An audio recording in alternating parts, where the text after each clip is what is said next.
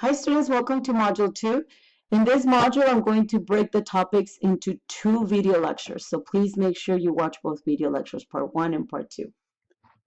So let's get started.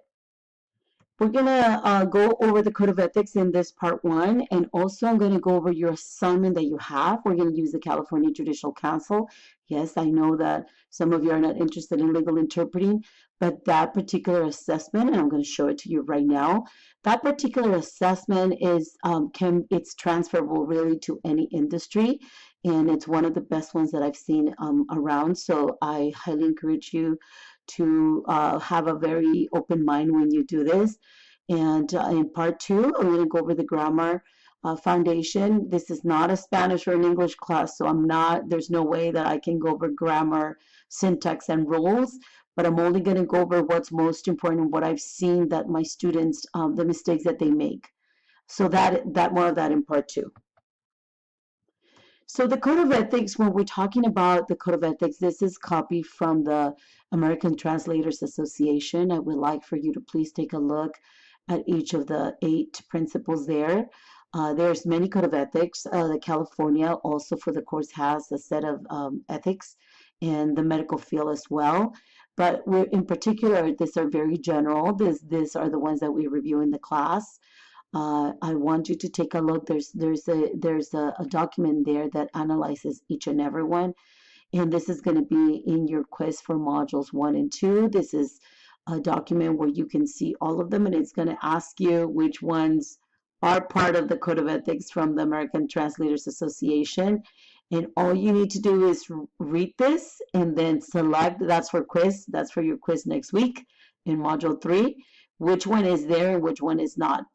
And like I said, there's a commentary in a PDF on the top of the module where they explain each part. So I don't want to go in detail over each of the parts, but I do want to mention, for example, the one about to represent, number 3, to represent our qualifications, capabilities, and responsibilities honestly and to work always within them. So in my case, I have reiterated to my students that I'm not certified translator. I happen to have over 25 years of experience in written translations. I also, as my previous career in journalism, I had to translate more than 95% of the interviews that I did for the newspaper that I did in English to Spanish, so I can write in Spanish. So based on that expertise, I gathered some clients as a freelancer, and then one agency kept hiring me over the years, and now it's been 25 years that I work with them. So those are my qualifications, because I just got the grasp of working in both languages. So that's why I'm really good at what I do in terms of written translations. I've had also the opportunity to practice along the years interpreting for a couple of meetings, public meetings for a couple of cities, and also board meetings with school districts. And then in the special education field, I've also interpreted and translated for that. So that's just to give you an example. Also, here there's one that talks about compensation. To ask for and offer due recognition of our work and compensation commensurable or commensurate with our abilities. So how much are we charging? I always tell my students, yes, there's opportunities for volunteer for you to get your foot in the door, but don't make it a habit that you're not going to be charging for your work. Your time is valuable, and we need to approach our career with that perspective that whatever we do, yes, we do need experience at the beginning. There might be a couple of maybe events that you might do on a volunteer basis to gain experience, or maybe as an internship. But more importantly is that you get compensated for your work. I have a story of a student that got hired probably around 2000 and I believe it was 2009 when I was teaching a class. And she said that an attorney had learned that she was in the program at Santa Ana College, and she was asked to be a translator for an asylum case. And they paid her for about 2 hours that she went. I think she got paid like 300, and that was like a long time for ago and not, but anyway, she was paid, like, her compensation was like $300 for like an hour. She went, hour and a half. She was very pleased. So we'll share that asylum questionnaire as well, especially now with the current climate. They are the immigration services just about a year and a half ago started to require that clients take their own interpreters. So there's opportunities there. So yes, so go ahead and review this on your own time, the readings with the commentary. So now for your assignment, we're going to use the California Judicial Council. This is the entity that is in charge of the court interpreters in California. And we're going to use this assessment. This assessment is in your assignment for this week, but you do not have to fill out the PDF to submit to me. You need to fill out the PDF for yourself. You're going to do the same assessment towards the end of the class because you need to measure your growth. So once again, you do not need to turn in the PDF to me. This is, please keep in your records, put it somewhere, or you could say maybe date it with the date August assessment, and then later in December assessment, because one of the questions in your assignment is what areas have you grown. So I would like for all of you to open this for your assignment for this week. And you're going to assess yourself. You're going to do only part one. You're not going to do your assessment for court interpreting unless you want to do that on your own because you have experience in the legal field. Maybe this is something that the students in the LEAD apprenticeship want to do. There's 11 of you in the class.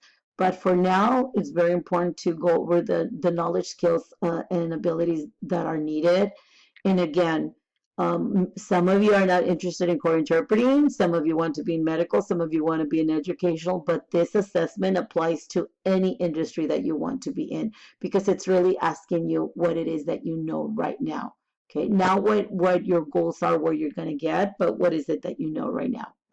So you're going to, this is your scale, you're going to fill in the bubbles where either you're very knowledgeable or skilled at that particular question, a 1 to 4. You currently know little to nothing about this, but would like to learn more. So you can score from 1 to 4 in the following areas. You're going to read the questions here for linguistics. So you would bubble whatever it is, you bubble the questionnaire. And then again, very truthful of where you are right now. If you're able to speak English more, then you know you need to grow in your area of Spanish fluency and vice versa. So you're going to assess in linguistics, you're going to assess in your speaking skills, you're going to assess in your listening comprehension skills, and then you're going to assess in your reading comprehension skills, right? And in your interpreting skills. Whether you have experience or not, then be very truthful. If you don't have experience, then write a 4 right there, okay? And it's going to ask you many questions in terms of interpreting and translating as well. So make sure that you answer that, and then you have to count them. And then here, after that, you're going to reflect. After you look at your answers in those areas, you're going to reflect where is it that you need to concentrate your professional development. Because this course, as we're learning, we're also going to take opportunities for professional development and continued growth. Right? So here is for you to write. Again, you do not need to share the PDF or your results. All you need to do is answer the questions in Canvas for this assignment. And here, again, you're going to be rating yourself in linguistics, speaking, interpreting, listening, and reading skills. And this document gives you some suggestions as to how you can improve in each area. So make sure you also take some time to assess how you can grow in those areas, and also have an action plan. If you know that you're really good in one area but not good in another, then have an action plan how you're going to get to that. So this concludes the part for part 1, the video lecture for part 1. In part 2, I'm going to go over some grammar rules. Thank you.